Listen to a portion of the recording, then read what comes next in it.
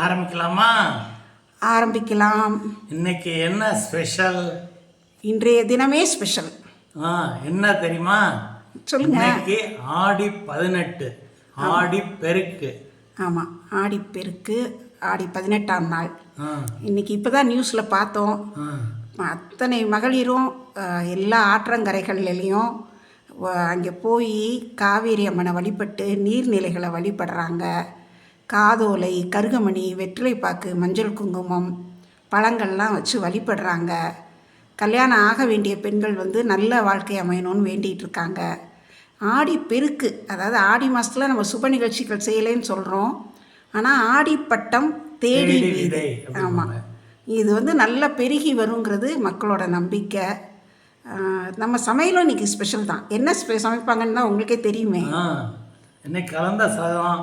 ஆமாம், மக்கள் ஆத்தங்கரைகளில் போய் எல்லார் வீட்டிலேருந்து கொண்டு வருவாங்க.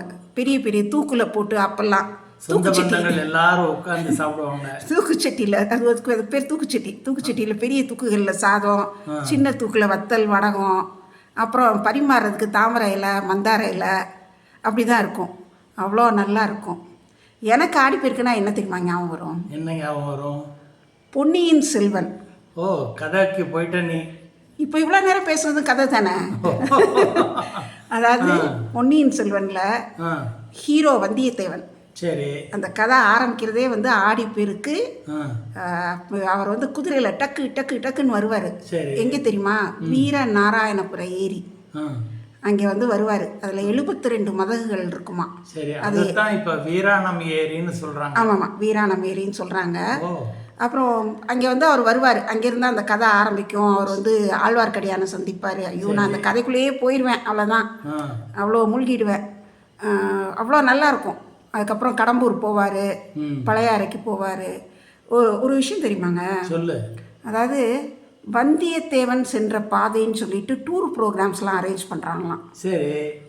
ரொம்ப, அதாவது இதே மாதிரி வீராணம் ஏரியிலேருந்து இதுக்கு கடம்பூர், பழையாறை, அந்த இதெல்லாம் கொண்டு போய் காமிக்கிறாங்களாம். சரி, நம்மளும் போயிடுவோம் ஒரு நாளைக்கு.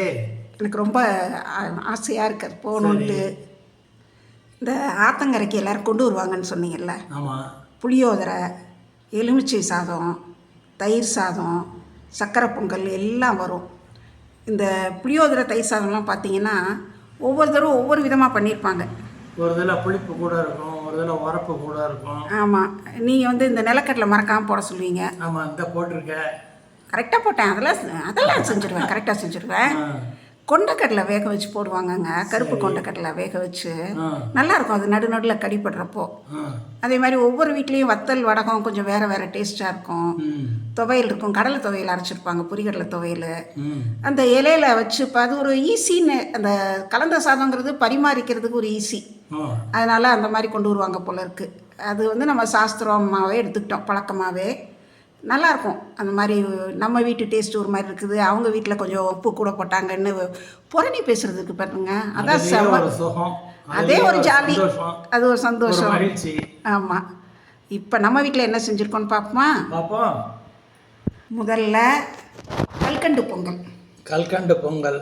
ஆமாம், சரி. கல்கண்டு பொங்கலுக்கு அப்புறம் லெமன் ரைஸ். லெமன் ரைஸ்லேயும் நிலக்கடலை போட்டு தாளிச்சிருக்கிறேன். சரி. இங்கே தயிர் சாதம் வச்சுருக்கிறேன். சரி. தயிர் சாதத்துலேயும் எல்லாம் இது பச்சை மிளகாய், கருவேப்பிலை, கொத்தமல்லி எல்லாம் போட்டு தாளிச்சிருக்கிறேன். அப்புறம் புளியோதரை அதுவும் ரெடியாக இருக்குது. சரி. தேங்காய் சாதம் வெரி குட். கொஞ்சம் அதான் 5 வகை சாதம் பண்ணியாச்சு. தொட்டுக்கிறதுக்கு தயிர் சாதத்துக்கு கொத்தமல்லி துவையல். அப்புறம் நம்ம ஃபேவரெட்டு வத்தலும் கறிவடகம். கூழ் வடகம், கறி வடகம், வெங்காய வடகம், சின்ன வெங்காய வடகமும் ரெடியாக இருக்குது. சரி. ஸோ நம்ம இது எல்லாமே ஆரம்பிக்கலாம். அதுக்கு முன்னாடி நீர்நிலைகளில் நல்லா மழை பெஞ்சு எல்லா நதிகளும் நீர்நிலைகளும் நல்லா நிறையணும். டேம்ஸில் எல்லாத்துலேயும் தண்ணி சஃபிஷியண்ட்டாக இருக்கணும். அந்த மாதிரி நல்லா வேண்டிக்குவோம். விவசாயம் தண்ணி தான் விவசாயத்துக்கு மெயின். அதுக்கப்புறம் தானே நம்ம தட்டில் சாப்பாடு இருக்கும். ஆமாம், விவசாயம் நல்லா செழிக்கணும் அப்படின்னு எல்லா தெய்வங்களையும் வேண்டிக்கிறோம். எல்லாம் வேண்டிக்குவோம். வர்ண பகவானும் இயற்கையும் மனம் இறங்கணும். ஒரு பக்கம் மழை பெய்யாமல் இருக்குது, போதுமான அளவு பெய்யலை. இப்போ 2 நாளாக மழை பெஞ்சிட்ருக்கு. இன்னொரு பக்கம் அஸ்ஸாம் கேரளாலாம் பார்த்தீங்கன்னா கனமழை. கனமழை. இயற்கையை வந்து நம்மளால் ஒன்றுமே செய்ய முடியாது. நம்ம அதை மக்கள் வந்து அனுசரித்து தான் போகணும். அந்த மாதிரி இருக்குது. நம்ம வேண்டிக்குவோம் எல்லாருமே நல்லா இருக்கணும்ன்ட்டு. சாப்பிட ஆரம்பிக்கலாம். ஆரம்பிப்போம். அன்னபூரணி கடாட்சம் பரிபூரணம். ஆரம்பிப்போம்.